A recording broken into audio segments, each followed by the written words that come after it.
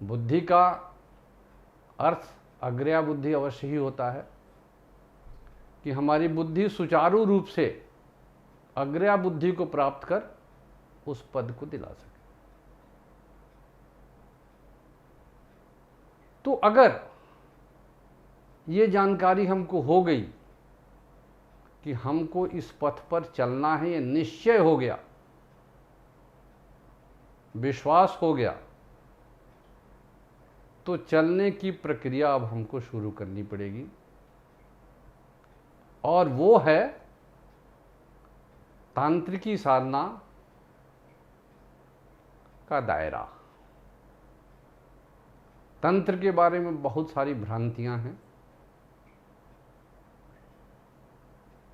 तंत्र माने कम से कम 2 ऐसे शब्द हैं जिसके बारे में काफ़ी गलतफहमियां, तंत्र, मंत्र और तीसरा यंत्र। इसलिए तांत्रिकी साधना की व्याख्या करने के पहले ये तीनों पर थोड़ा प्रकाश डालना सुविधाजनक होगा वैसे साधकों के लिए कि वो समझें कि वैदिकी साधना और तांत्रिकी साधना में क्या फ़र्क है और कौन कहाँ तक पहुँचा सकती है।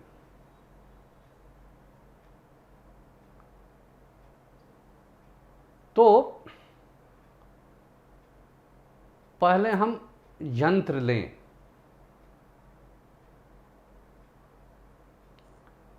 यंत्र एक ऐसे मशीन को कहते हैं जो खास शेप में, आकार में होकर जब कोई उससे आउटपुट निकलता है, उसका रिजल्ट निकलता है, उसको यंत्र कहते हैं। चूंकि हमारा विषय यहाँ साधना है, इसलिए हम इसको लाते हैं शरीर और मंत्र पर। तो इस आधार पर हमारा शरीर भी एक यंत्र है,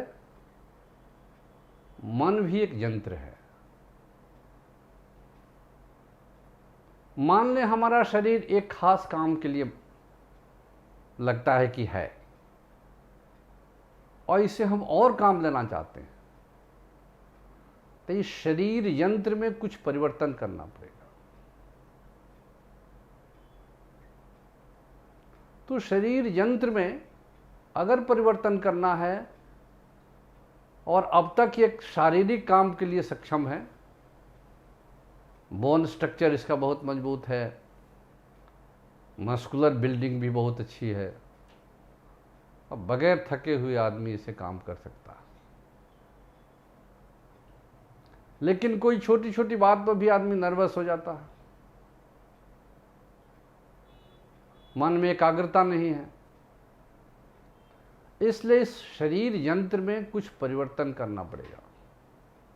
अगर इस शरीर से कोई और ऊंचा काम लेना चाहते हैं, हायर वर्क इसे कराना चाहते हैं, तो इस शरीर यंत्र में कुछ परिवर्तन करना पड़ेगा। और शरीर यंत्र में परिवर्तन करने के लिए शरीर का निर्माण जिन चीज़ों से होता है उस पर ध्यान देना पड़ेगा। तो शरीर बनता है आहार से, इसलिए आहार शुद्ध करना पड़ेगा। इससे सूक्ष्म काम करने में मदद लेना चाहते हैं, अगर तामसिक आहार है तो राजसिक और सात्विक पर आना पड़ेगा। राजसिक आहार है तो शुद्ध सात्विक पर इसको लाना पड़ेगा। तो आहार के द्वारा, भोजन के द्वारा इस शरीर को शुद्ध करना पड़ेगा।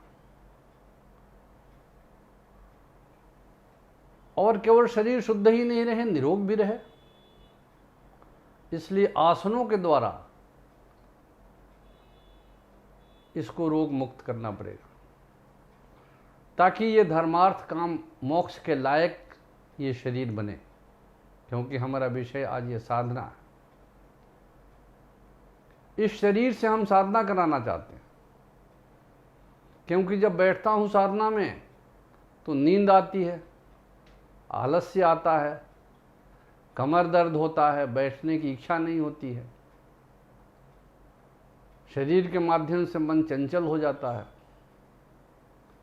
इसलिए इसमें स्थिरता लानी पड़ेगी, इसलिए कहा गया है स्थिर सुखम आसनम। इसमें स्थिरता लानी पड़ेगी। ये स्थिरता का मतलब है जो हार्मोनल सिक्रेशन है शरीर का, उसको संतुलित करना पड़ेगा। ग्रंथियों का स्राव ठीक हो जाता कि ये शरीर मन के अनुरूप बने। तो शरीर रूपी यंत्र को ठीक किया जाता है साधना के लिए। निश्चय किया कि मैं साधना करूंगा और ये सहायक नहीं है, इसलिए आचार्य के निर्देश पर इस शरीर रूपी यंत्र को ठीक करने के लिए विधि सीख करके इसमें लग जाना पड़ेगा। वो भी साधना का ही अंग है।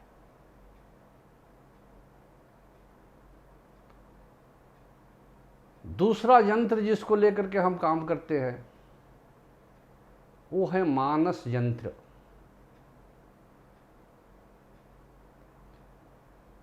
मनुष्य का मन संस्कारों से मोटिवेट होकर के, उद्वेलित होकर के कर्म करता है, और मन जैसा चिंतन है इसका वैसा ही बन जाता है।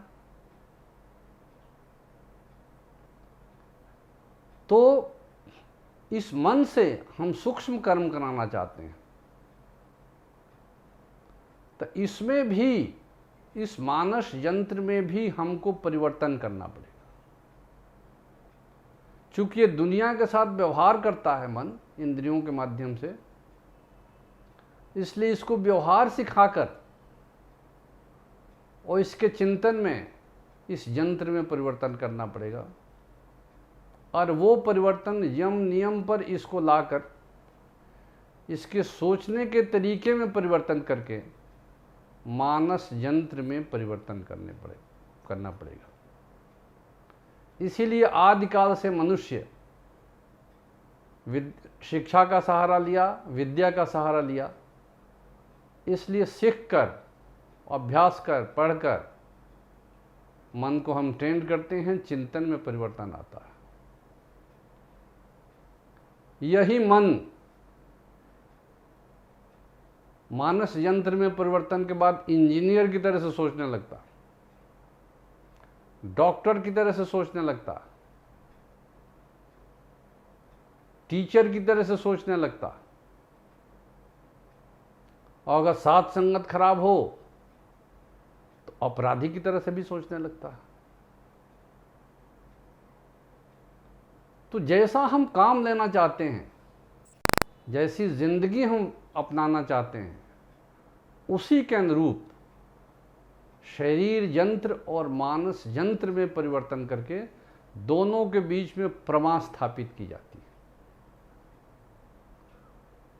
और ये है साधना की पहली सीढ़ी। तो यंत्र साधना जीवन में हमारा शरीर हुआ, हमारा मंत्र हुआ, मन हुआ, और दोनों को जिन विधियों से हमने ठीक किया, ये हमारा शरीर और मन रूपी यंत्र ठीक हुआ।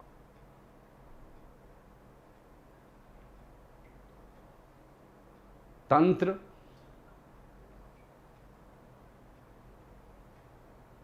तंत्र शब्द बना है तन प्लस त्रय प्लस डॉ, इसी से तंत्र शब्द बना है। तन मने जिसमें लगातार विकास हो सके, जो बढ़ सके, उसको तन कहते हैं। इस प्रकार से हमारा जो शरीर यंत्र है, जन्म से लेकर के 39 साल तक की उम्र तक इसको तनु कहते हैं, क्योंकि इसमें विस्तार होता है, बढ़ता है, लेकिन 39 के बाद बढ़ता नहीं है। इसलिए 39 के बाद यही तन शरीर बन जाता है। 39 के बाद इसको शरीर कहते हैं। यही तन और शरीर में फर्क है। तो जो हमारा विस्तार कर सके और विस्तार करके जो हमको मुक्त कर सके, तंत्रय ड, जो विस्तार के द्वारा, एक्सपेंशन के द्वारा लिबरेट कर दे। क्योंकि मन बंधन युक्त है, संस्कारों के बंधन से हम जकड़े हुए। तो ये बंधन दो प्रकार से खुल सकता है। एक तो कोई बाहर से आकर के खोले, तो जो बंधन मन के ऊपर है वो कौन आकर के खोल सकता है? वो तो हम खोलने नहीं देंगे किसी को, वहां किसी की पहुंच ही नहीं होगी। इसलिए तंत्र एक ऐसा रास्ता है, एक ऐसी पद्धति है, एक ऐसी विद्या है, एक ऐसा अभ्यास है जिससे मन बड़ा होने लगता है। और बड़ा ऐसे होते कि बड़ा होते होते होते होते मन का दायरा इतना बड़ा हो गया कि बंधन स्वयं टूट के गिर गया। जैसे बैलून में हवा भरते हैं, हवा भरते भरते भरते ऐसी अवस्था आई कि बैलून फट गया, तो उसके भीतर की जो हवा है और बाहर जो हवा चारों तरफ है वो तो सब एक हो गया। तो मन एक्सपेंशन के द्वारा, विस्तार के द्वारा सीमा को लांघ गया। तो ये तंत्र वही साधना है कि liberation through expansion. We keep on expanding, expanding and expanding to the extent when there is no bondage left, mind stands fully free from all the bondages, and this state is the state of liberation. इसलिए बंधन के द्वारा, विस्तार के द्वारा जो बंधन खत्म करता है, बंधन मुक्त करता है, उसका नाम है तंत्र। तंत्र माने जादू टोना नहीं, उसको तंत्र नहीं कहते हैं।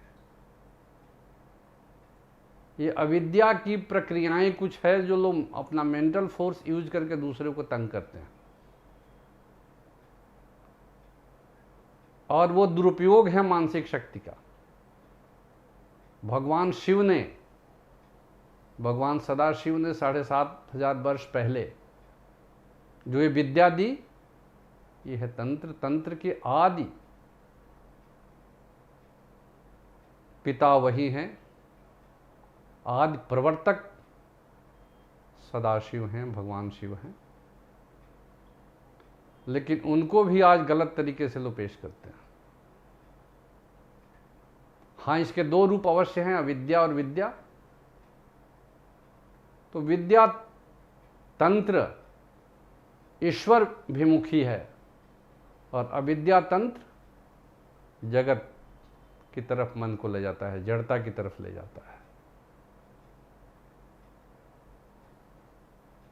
तो आनंद मार्ग की साधना इसी तांत्रिक विधि पर आधारित है। ये प्रक्रिया है तांत्रिक, जिसमें हमारा जीव भाव, जिसको कुंडलिनी कहते हैं, वो जड़ता के कारण सुषुप्ता अवस्था में है, जिसको एक विशेष विधि से उसको जड़ता से त्राण दिलाते हैं। इसलिए इस साधना का नाम है तांत्रिक साधना। इस साधना के लिए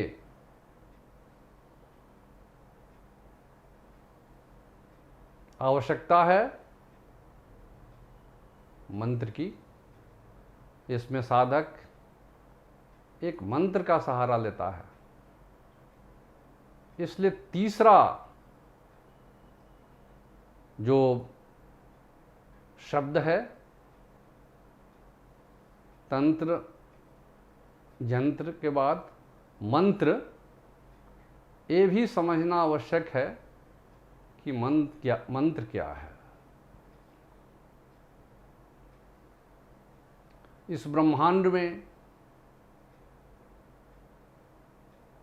विश्व ब्रह्मांड में पहली अभिव्यक्ति हुई शब्द ब्रह्म से। अब जब स्वर से व्यंजन वर्ण की उत्पत्ति हुई, अभिव्यक्ति हुई, उसी से सृष्टि का आरंभ हुआ। स्वर अवस्था में सृष्टि नहीं है, सृष्टि बीजावस्था में है। लेकिन व्यंजन वर्ण की सृष्टि होती है शब्द ब्रह्म के द्वारा। तो ये सारा संसार शब्दमय है और सभी शब्दों का अलग अलग अर्थ भी है। संसार में अनेक किस्म के शब्द हैं और ये सभी शब्द प्रभाव डालते हैं। जैसे एक कोई बुजुर्ग कहीं बैठे हुए हैं,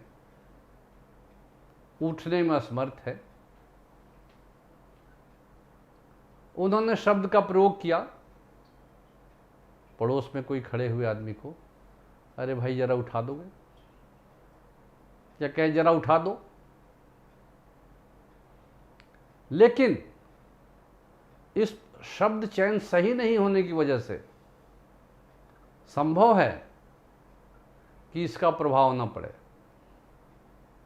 लेकिन जब आदमी अगर उसका चयन ठीक कर ले, अरे भाई मैं असहाय हूँ,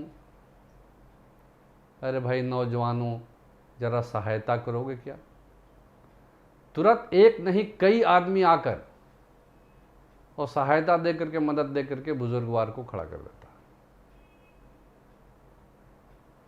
हर शब्द में अलग अलग क्षमता है और हर शब्द एक भाव का वहन करता है। Every word carries a meaning, some sense, it carries some भाव। तो भाव की अभिव्यक्ति ही शब्द रूप में। गाली भी एक शब्द है, प्रभाव डालता है कि नहीं। उस प्रकार से मंत्र भी शब्द है। लेकिन शब्द और मंत्र में फर्क है कि शब्द केवल सीमित भावों को अभिव्यक्त करने वाला एक साधन है, लेकिन मंत्र ऐसा शब्द है, एक ऐसा सूक्ष्म शब्द है जिसको महाकौल सिद्ध करते हैं। जब किसी शब्द को महाकौल सिद्ध करते हैं तो वही सिद्ध मंत्र होता है और वही त्राण दिला सकता है। जब उसका प्रयोग हम करते हैं तो हमारा जीव भाव